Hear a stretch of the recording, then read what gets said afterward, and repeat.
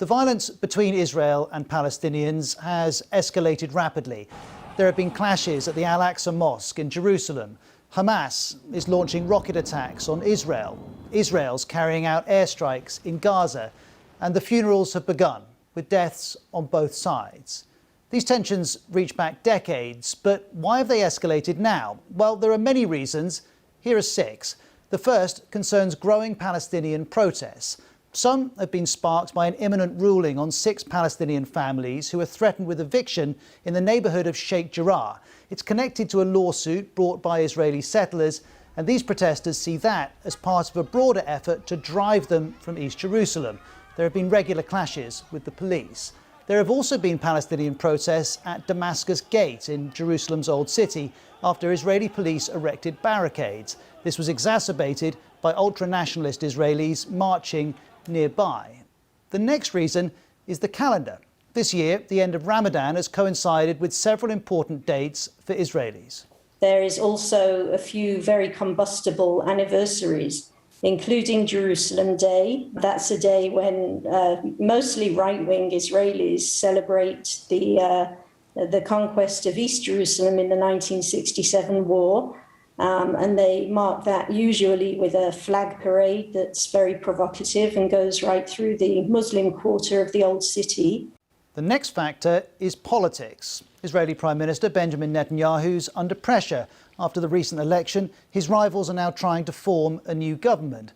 And Palestinian politics is also deeply divided. Hamas controls Gaza, Fatah controls the West Bank. Recent elections were postponed, much to Hamas's frustration. More broadly, Palestinians have felt marginalised after the US brokered the Abraham Accords. This normalised relations between Israel and the UAE and Bahrain. And so while neither Hamas or Mr. Netanyahu would put it this way, a conflict could serve political purposes for both. Bear all of that in mind, the protests, the dates, the politics, as we turn to the next factor. What happened in Jerusalem on Monday? Israeli police clashed with thousands of Palestinians in the compound of the Al-Aqsa Mosque. Over 300 Palestinians and 20 police were injured. And this is all at a site which is hugely sensitive. It's sacred to Jews and Muslims. Afterwards, Israel blamed extremists. Palestinian leaders called it brutal. And the UN said this. Tear gas, stun grenades, sponge-tip bullets, physical force. And in some cases that appeared unwarranted, disproportionate or indiscriminate. Hamas in Gaza was watching these events. Our 5th factor was its decision to act.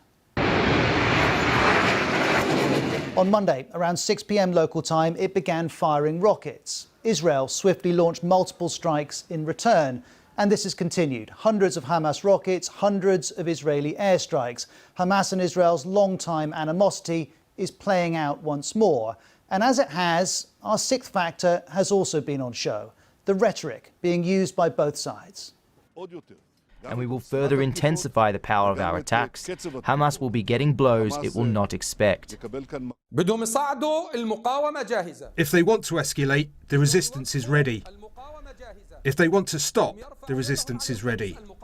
If they want to move out of Jerusalem, the resistance is ready. Language like that makes escalation more likely. Put all of that together and we start to explain the situation. But let's be clear, underneath recent events remains the long-term failure of Israel, the Palestinians and the world to find a lasting peace. And that failure explains what we're seeing now and why we'll see it again.